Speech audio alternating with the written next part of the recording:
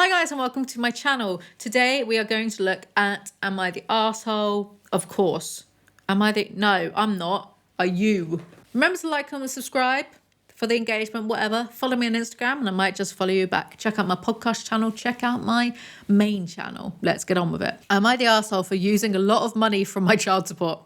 My parents divorced when I was 8. The custody was split in basically a 70-30 arrangement and my dad was ordered to pay child support. I recently turned 18 and we started a conversation about if it was necessary for it to carry on or not. My mum was very adamant that it should be continued and my dad accepted with the condition that the money was put into a bank account that I could have access to use anytime I want. So we opened an account in my name which both me and my mum could have money from. I've been using it a lot, mainly to buy courses, Uber drives and ordering food. I know it's irresponsible and I should probably manage the money better, but it just feels nice to be able to pay for the things I want. Today, Mum sat me down to have a chat about it. She said she uses the money to pay for my things and that I can't use it that much. I said that I understood, but my dad said I could use it anytime I want. We argued a bit. She said that if I didn't learn how to control my spending better, I should just go live with my dad. My defense is that it's not like I've spent all the money. Dad is very annoying. God, you can tell the rating, can't you? This is stupid. Dad is very annoying about saving and how we should always be prepared. So I put a portion of it in a savings account. And even of the money that is left, I spend about half of it. But I do understand that if Mum wanted to do something with the money, she would have to reform her plans to fit my spending. Dad says the money is technically mine to do whatever I want, but that I should be mindful of excessive spending and plan an arrangement with her on how much we can each take from the account. Mum says I'm too young to manage that much money and that I don't know what I'm doing. God, maybe the parents should talk about instead of leaving it with this 18-year-old. If they don't trust the 18-year-old to not waste the money, then why does the 18-year-old have... I don't know. This problem seems a bit preventable. Info. Does your mum pay for your shoes, clothes, cars, school supplies? I'm already out of school and don't have a car, but I guess she does pay for my clothes and shoes. I would say if you're out of school, either go back to school and do some more school stuff or get a job. Child support is for essential stuff. You're confusing child support with an allowance. I mean, they clearly shouldn't be allowed access to this. Arsehole, but also the dad is the bigger idiot, I think. You've got to learn financial responsibility. That's me saying that. I am not financially responsible. Actually, I am, because the other day I saw that a place in this town is doing cool sculpting where they freeze your fat cells and then you just naturally recycle the fat cells. And I looked at it. And I booked a free consultation and then I cancelled it because I was like, no, I'm not going to waste money on doing that when I can just go to the gym and get my steps in. So I'm the queen of financial responsibility. I know, don't all applaud me at once. Yes, you've got to learn financial responsibility, but also this dad is an idiot. Why has he trusted this 18-year-old who is being irresponsible? Or maybe he knows and he's just trying to annoy the mother. I don't know. Confusing. Am I the arsehole for telling a guy he's socially incompetent because he was rude the entire dinner? So yesterday I was sitting at a dinner at our college dining hall with a friend of mine, a guy I met from my class, and his friend. His friend was fine at first, but gradually he became the most annoying person I've ever met. Let me explain. He constantly interrupted everyone else at the table, told stories that were completely unrelated to the stories being shared at the time, and everything that came out of his mouth was about him. Me. No, I don't interrupt people, actually. It's one of the only positive traits that I have.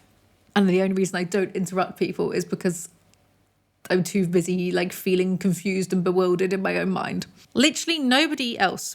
No questions, no comments about what someone previously had said, just what he wants to say next about him. This man was 23, acting like a 10-year-old.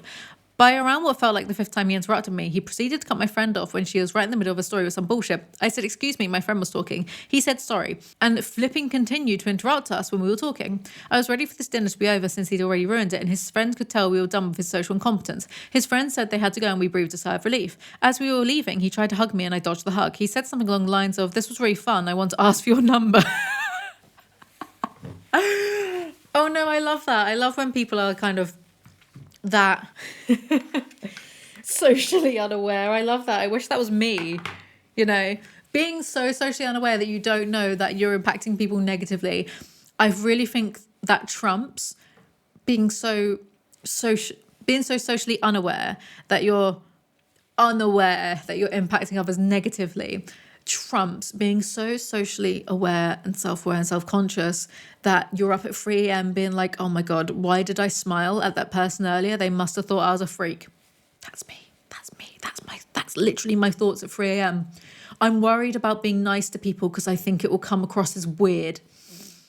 I would rather be this incompetent and just this delusional. Hitting on me? And I just said, seriously? No. He said, why not? I hesitated, looked at my friend and told him the truth, that he was rude all night long, constantly interrupted us and did not seem to understand any social cues. He seemed visibly upset and his friend shook my hand and they walked off. Every part of that man made me uncomfortable to my core. His behaviour was just horrible. I wish you could have seen his behaviour to understand what I mean. I promise you I'm not overreacting. Usually people like this seem ignorable, but he was speaking every 5 seconds. My friend told me she understood why I said that, but it was really bitching me and I need to work on my reactions. I told her that I was so done by the end of the night with his audacity and blindness that I snapped. I feel pretty bad, but at the same time, our other roommates told us I was being reasonable after I explained the situation. My friend said that I shouldn't put effort into pleasing weird men or making them feel comfortable. I still feel rubbish. Update, I blocked his Snapchat account and he DM'd me on Instagram. I'm so done with this creep. Like, I didn't even know that people like this existed. Okay, totally not the arsehole, especially if he was like, when you block someone and then they DM you on Instagram. I hate that. I hate when you block people and then like you get an SMS text from them or a message on like something really rogue like Skype. Hello. Read the room. You're still blocked. If you're blocked on WhatsApp, you're blocked. Not the arsehole. This is a learning lesson for that guy. I have ADHD and I have the hardest time not interrupting others. See, I have ADHD, but I really, really don't like, I think as it was heavily instilled upon me at an early age that interrupting people is really, really rude. So I just don't, and I'll wait. But the thing is like I've had to teach myself in the past year to just get more comfortable with just interrupting people, because otherwise you will never get a word in. And in normal conversations, like at the pub or whatever, people do interrupt each other. It's I mean, there's doing it to an extent where it's rude, and then there's doing it because otherwise you just won't be able to speak. It's difficult. I don't understand it. I still think it's rude, but I have to like force myself to sometimes, because otherwise you do not get a word in with some people. Or like social group dynamics or whatever. Anyway, not the arsehole. That man is an idiot. Am I the arsehole for letting my friends sleep through breakfast? No. I, 22F, am travelling with my friend abroad, 22F. So far, travelling with her has been okay, but it's an absolute pain for her to wake up every morning. She sets a million alarms, snoozes all of them, and I end up having to do both verbally, I guess, convince her to wake up and physically shake her awake. It creates a huge hassle for me and eats away at my time. I told her I don't like doing it. Today it started again for the 5th morning in a row. And I told her after the first round of alarms that I'm not her mother and won't be responsible for waking her up every day. She kept sleeping and I got up and went to the hotel breakfast by myself. By the time she woke up, breakfast was closed. That's just called cause and effect, dude. Actions and consequences, that is fine. She thinks I'm the arsehole for not waking her up, but I don't think it should be my responsibility. I agree. Like, that's so obviously not the arsehole. So obviously not the arsehole. Waking someone up after a late night on occasion is something a good friend would do. Waking someone up day after day after day because she can't always wake up on her own is something she needs to figure out for herself. And that's coming from me. I'm always oversleeping. I can't help it.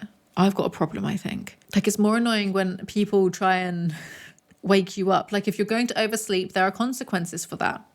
You know, if I'm at a hotel and I miss the breakfast because I didn't wake up in time, it would be very unfair for me to take that out on whoever I'm, hanging out with or whatever. So, not the arsehole. That is all for today's video. Thank you so much for watching, and I'll see you guys next time. Bye.